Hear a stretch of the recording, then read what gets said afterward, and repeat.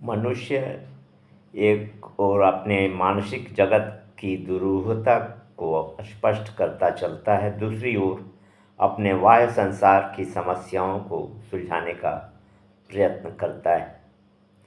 उसके समाजशास्त्र, राजनीति आदि उसकी बाह्य स्थिति की व्याख्या है।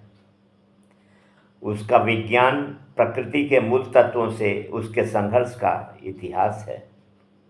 उसका दर्शन उसके तथा सृष्टि के रहस्यमय जीवन का बौद्धिक निरूपण है, और उसका साहित्य उसके उस समग्र जीवन का सजीव चित्र है जो राजनीति से शासित, समाजशास्त्र से नियमित, विज्ञान से विकसित तथा दर्शन से व्यापक हो चुका है। साहित्य में मनुष्य की बुद्धि और भावना इस प्रकार मिल जाती है जैसे धूप छाही वस्त्र में दो रंगों के तार जो अपनी अपनी भिन्नता के कारण ही अपने रंगों से भिन्न एक तीसरे रंग की सृष्टि करते हैं। हमारी मानसिक वृत्तियों की ऐसी सामंजस्यपूर्ण एकता साहित्य के अतिरिक्त और कहीं संभव नहीं। उसके लिए न हमारी अंतर्जगत त्याज्य है और न बाह्य, क्योंकि उसका विषय संपूर्ण जीवन है, आंशिक नहीं। मनुष्य के बाह्य जीवन में जो कुछ ध्वंस और निर्माण हुआ है, उसकी शक्ति एवं दुर्बलता की जो परीक्षाएं हुई हैं, जीवन संघर्ष में उसे जितनी हार जीत मिली है, केवल उसी का ऐतिहासिक विवरण दे देना साहित्य का लक्ष्य या उद्देश्य नहीं है। उसे यह भी खोजना पड़ता है कि इस ध्वंस के पीछे कितनी विरोधी मनोवृत्तियां काम कर रही थीं।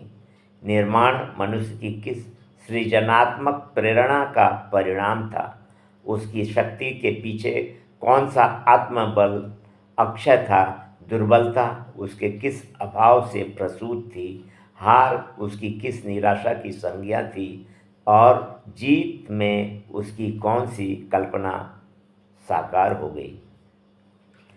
जीवन का वह असीम और चिरंतन सत्य जो परिवर्तन की लहरों में अपनी क्षणिक अभिव्यक्ति करता रहता है, अपने व्यक्त और अव्यक्त दोनों ही रूपों की एकता लेकर साहित्य में व्यक्त होता है। साहित्यकार जिस प्रकार यह जानता है कि बाह्य जगत में मनुष्य जिन घटनाओं को जीवन का नाम देता है, वे जीवन के व्यापक सत्य की गहराई और उसके आकर्षण की परिचायक हैं, जीवन नहीं।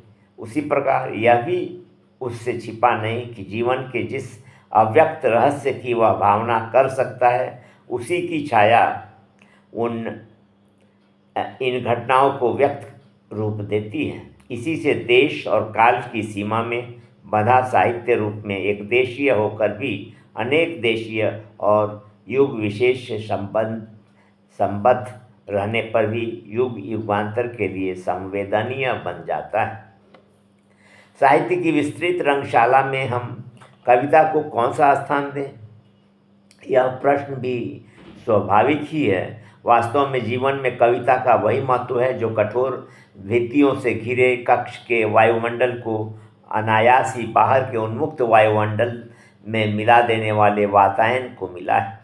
जिस प्रकार वह आकाश खंड को अपने भीतर बंदी कर लेने के लिए अपनी परिधि में नहीं बांधता, प्रत्युत हमें उस सीमा रेखा पर खड़े होकर क्षितिज तक दृष्टि प्रसार की सुविधा देने के लिए, उसी प्रकार कविता हमारे व्यष्टि सीमित जीवन को समष्टि व्यापक जीवन तक फैलाने के लिए ही व्यापक सत्य को अपनी परिधि में बांधती है। साहित्य के अन्य अंग भी ऐसा करने का प्रयत्न करते हैं, परंतु उनमें सामंजस्य को खोज लेने के कारण ही कविता उन ललित कलाओं में उत्कृष्टतम स्थान पा सकी है जो गति की विभिन्नता, स्वरों की अनेक रूपता या रेखाओं की विषमता के सामंजस्य पर स्थित है। कविता मनुष्य के हृदय के समान ही पुरातन है, परंतु अब तक उसकी कोई ऐसी परिभाषा न बन सकी जिसमें तर्क वितर्क की संभावना न रही हो। धुंधले अतीत भूत से लेकर वर्तमान तक और वाक्यम रसात्मकम काव्यम से लेकर आज के शुष्क बुद्धिवाद तक जो कुछ काव्य के रूप में और उपयोगिता के संबंध में कहा जा चुका है वह परिमाण में कम नहीं, परंतु अब तक न मनुष्य के हृदय का पूर्ण परितोष हो सका है, न उसकी बुद्धि का समाधान। यह स्वाभाविक भी है, क्योंकि प्रत्येक युग अपने विशेष समस्याएं लेकर आता है, जिनके समाधान के लिए नई दिशाएं खोजती हुई मनोवृत्तियां उस युग के काव्य और कलाओं को एक विशिष्ट रूपरेखा देती रहती हैं। मूल तत्व न जीवन के कभी बदले हैं और न काव्य के, कारण वे उस शाश्वत चेतना से संबद्ध हैं जिनके तत्वतः एक रहने पर ही जीवन की अनेक रूपता निर्भर है। शेष अगले अंक में। अच्छे लगे तो सब्सक्राइब करें और शेयर करें। धन्यवाद।